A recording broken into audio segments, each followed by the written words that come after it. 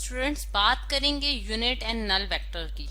अगर वेक्टर्स की को हम एक्सप्लेन करें तो हम जानते हैं कि वेक्टर्स हम किस तरह से बताते हैं कि हमारे पास अगर कोई एक फिजिकल क्वांटिटी जो कि जिसके लिए हमें मैग्नीट्यूड प्लस डायरेक्शन रिक्वायर्ड हो उसको एक्सप्लेन करने के लिए, तो हम ऐसे क्वांटिटीज को क्या कहते हैं कि ये वेक्टर क्वांटिटीज हैं, मैग्नीट्यूड प्लस डायरेक्शन।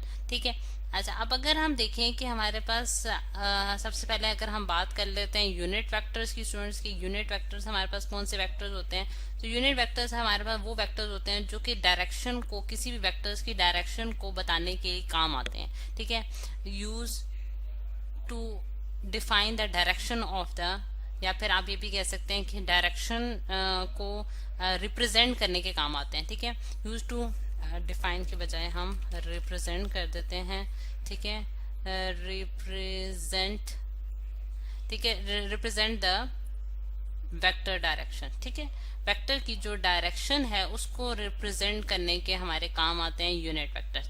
अब इनका जो स्टूडेंट्स मैग्नीट्यूड होता है, यानी कि यूनिट वेक्टर्स का हमारे पास जो मैग्नीट्यूड होता है वो हमारे पास 1 होता है, यानी कि इनका मैग्नीट्यूड हमेशा जो है वो हमारे पास एक स्पेसिफाइड अमाउंट में 1 रहता है, जिसकी वजह से इनको एक अलग वेक्टर्स के तौर पर डिफाइन किया गया है। और फिर इसके बाद जो इनकी डायरेक्शन होती है, यानी कि जो वेक्टर की डायरेक्शन होती है उसी की डायरेक्शन में जो है ये अपने आप को जो है वो रिप्रेजेंट करते हैं। अब अगर फॉर एग्जांपल हम एक वेक्टर ले लेते हैं, यानी कि ए वेक्टर है मेरे पास, और ए वेक्टर का जो मतलब कि ये हमारे पास वेक्टर है और इसके ऊपर मैंने एक एरो हेड का निशान डाल दिया। अब इसका जो मैग्नीट्यूड है वो हम इस तरह से रिप्रेजेंट करते हैं बार्स के जरिए, और फिर इसका जो यूनिट वेक्टर होगा वो हैड के जरिए, यानी कि आप ए वेक्टर लिखेंगे और उसके ऊपर एक छोटी सी हैड डाल देंगे तो ये रिप्रेजेंट कर रहा होगा हमारे पास बेसिकली एक यूनिट वेक्टर को। ठीक है। ये हमारे पास एक यूनिट वेक्टर की रिप्रेजेंटेशन है जो कि हम करते हैं कि जब हम लिख रहे होते हैं चीजों को तो इस तरह से हम उसको जो है वो डिफाइन करते हैं। अब यूनिट वेक्टर जो है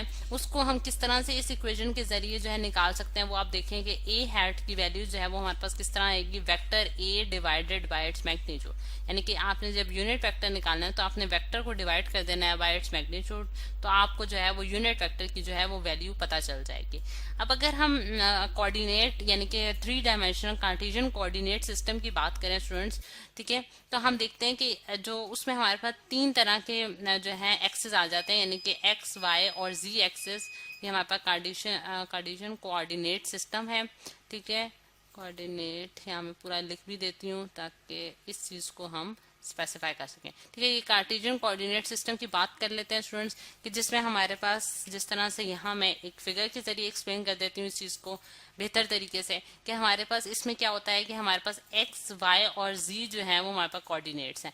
अब अगर मैं देखूं कि मेरे पास जो यूनिट वेक्टर होंगे इनकी डायरेक्शन में, यानी कि क्योंकि ये भी हमारे पास एक तरह से वेक्टर्स हैं जो कि जिनके पास कुछ ना कुछ मैग्नीट्यूड्स है और ये डायरेक्शन भी है। ठीक है। अब अगर हम देखें कि हमारे पास जो यूनिट वेक्टर होगा एक्स डायरेक्शन में, वो हमारे पास क्या होगा, वेक्टर मतलब उसी वेक्टर की डायरेक्शन में होगा, और इसको हम डिनोट करते हैं विद आई हैड। ठीक है। आई और उसके ऊपर हैड डाला है क्योंकि यूनिट वेक्टर है और इसका मैग्नीट्यूड क्या है, हमारे पास 1 है। और इसी तरह हमारे पास जो वाई डायरेक्शन में हमारे पास आ रहा है स्टूडेंट्स, वो हमारे पास क्या होगा, हमारे पास unit vector in the Y direction जो है ब्लू कलर से शो करने जा रही हूँ वो जे हैड के बराबर होगा, और इसका भी मैग्नीट्यूड हमारे पास क्या होगा स्टूडेंट्स 1 होगा। और इसी तरह जी एक्सिस के अलॉन्ग भी हमारे पास जो यूनिट वेक्टर है वो उसको हम के हैड से डिनोट करते हैं और इसका मैग्नीट्यूड भी हमारे पास 1 होता है। तो ये हमारे पास 3 जो हमारे पास कोऑर्डिनेट हैं जो कि कार्टेशियन कोऑर्डिनेट सिस्टम कहलाते हैं, यानी कि इनके दरमियान जो एंगल्स होते हैं यानी कि ये एक दूसरे पे परपेंडिकुलर होते हैं। ठीक है।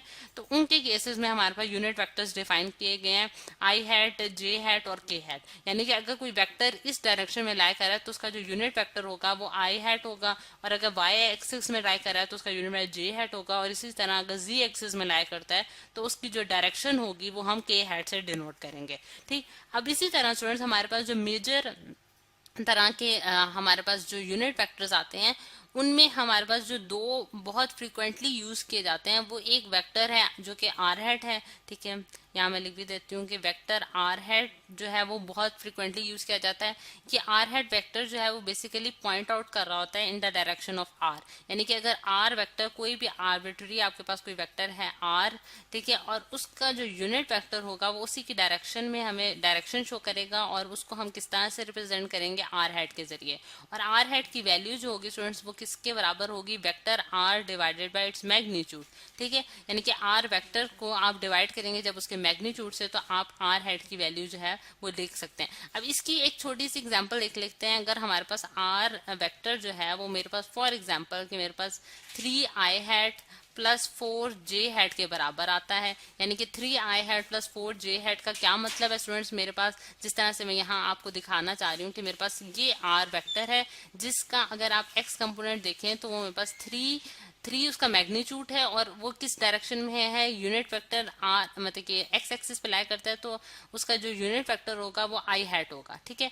और इसी तरह उसका जो वाई कंपोनेंट है वो 4 यानी कि 4 मैग्नीट्यूड के साथ जो है वो वाई डायरेक्शन में लाई कर रहा है, इस वजह से उसके साथ हमने यूनिट वेक्टर जे हैट डिनोट किया। अब इसका जब मैं मैग्नीट्यूड फाइंड आउट करती हूँ स्टूडेंट्स तो मैं किस तरह से फाइंड आउट कर सकती हूँ कि 3 का होल स्क्वायर प्लस 4 का होल स्क्वायर और उसका 4 का अंडर रूट, ठीक है, ये हमारे पास इसका मैग्नीट्यूड आ जाएगा। तो इसकी आप वैल्यू जो है वो कैलकुलेटर से फाइंड आउट कर लेंगे और फिर उसको जो है कैसे आप कर सकते हैं कि जिस तरह से ये हमारे पास स्टूडेंट्स जो आ रहा है इसका आंसर वो हमारे पास क्या आता है 25, और जब अंडर रूट हम 25 लेते हैं तो हमारे पास 5 आ जाता है। तो इस तरह से हम आर जो यूनिट वेक्टर फाइंड आउट करेंगे वो हमारे पास कितना आएगा 3i hat plus 4j hat divided by 5, और ये हमारे पास स्टूडेंट्स यूनिट वेक्टर आ गया जो कि इसको आप इस तरह से भी लिख सकते हैं कि 3 divided by 5 into I hat plus 4 divided by 5 into J hat. तो ये हमने इस तरह से जो है इसका यूनिट वेक्टर फाइंड आउट कर लिया, ठीक। अब अगर हम एक और केस में यानी कि जो second type of unit vectors जो कि बहुत कॉमनली डिफाइन किए जाते हैं वो हमारे पास क्या कहलाते हैं कि एन हैट वेक्टर्स कहलाते हैं, वेक्टर एन हैट। अब ये जो वेक्टर है स्टूडेंट्स एन हैट वेक्टर, ये हम किस तरह से देखते हैं कि हमारे पास जो प्लेन होता है यानी कि कोई भी प्लेन है उसके ऊपर जो परपेंडिकुलर वेक्टर हम ड्रॉ करते हैं, यानी कि ये जिस तरह से मैं ड्रॉ करने जा रही हूँ इसको हम एन हैट वेक्टर से डिनोट करते हैं।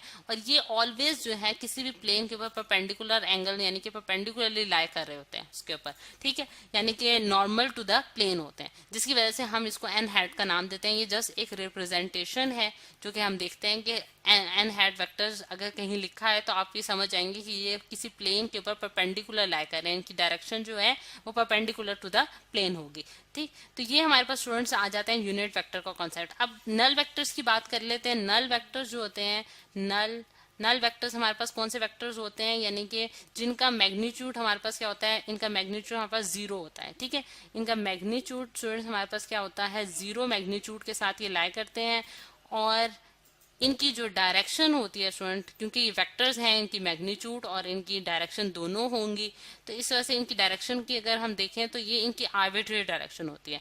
यानी कि आर्बिट्रेरी डायरेक्शन का क्या मतलब है, रैंडम डायरेक्शन, यानी कि आप उसको कोई एक स्पेसिफिक डायरेक्शन नहीं बता सकते, यानी कि कोई भी डायरेक्शन हो सकती है नल वेक्टर्स की। अब नल वेक्टर्स जो है उनका 0 मैग्नीट्यूड जो है वो किस तरह से आता है वो देखते हैं हम कि अगर मेरे पास एक वेक्टर जो कि ए वेक्टर है और उसको मैंने उसके ऊपर एरो हेड का निशान डाल दिया है, अगर हम उसको एडिशन करें उसकी विद अ नेगेटिव वेक्टर जो कि हमारे पास -a से मैं डिनोट करूंगी, तो उनको जब हम एड अप कर लेते हैं स्टूडेंट्स तो हमारे पास नल वेक्टर आ जाता है जिसे हम 0 से लिखेंगे, और इसकी डायरेक्शन जो है वो कोई भी हो सकती है, यानी कि रैंडम डायरेक्शन होगी, इसकी आर्बिट्रेरी डायरेक्शन होगी, ठीक। यानी कि आप नल वेक्टर जो है वो किस तरह से निकाल सकते हैं कि अगर आप वेक्टर को एड अप करें with its negative vector, same vectors को आपने ऐड करना है, इनका सेम मैग्नीट्यूड होगा, इनकी सेम डायरेक्शन होगी, लेकिन डायरेक्शन सेम नहीं होगी, मैग्नीट्यूड सेम होंगे लेकिन डायरेक्शन ऑपोजिट होगी, क्योंकि हम जानते हैं कि नेगेटिव वेक्टर जो होता है उसकी डायरेक्शन क्या होती है, ऑपोजिट होती है टू द ओरिजिनल वेक्टर। जिस तरह से अगर मैं यहाँ एक ड्रॉ करती हूँ स्टूडेंट्स, ये मेरे पास ए वेक्टर है, ठीक है, और जो -a वेक्टर होगा वो क्या होगा, सेम मैग्नीट्यूड का होगा। जैसे कि आप देख सकते हैं कि मैंने लाइन उसकी सेम ड्रॉ किया लेकिन उसके साथ मैंने जो डायरेक्शन है वो ऑपोजिट डायरेक्शन बनाई है, तो ये मेरे पास -a वेक्टर होगा। जब आप इन दोनों को एड अप करेंगे तो आपके पास क्या बन जाएगा, नल वेक्टर बन जाएगा। तो ये है स्टूडेंट्स हमारे पास कॉन्सेप्ट यूनिट वेक्टर और नल वेक्टर का जो कि आज हमने स्टडी किया।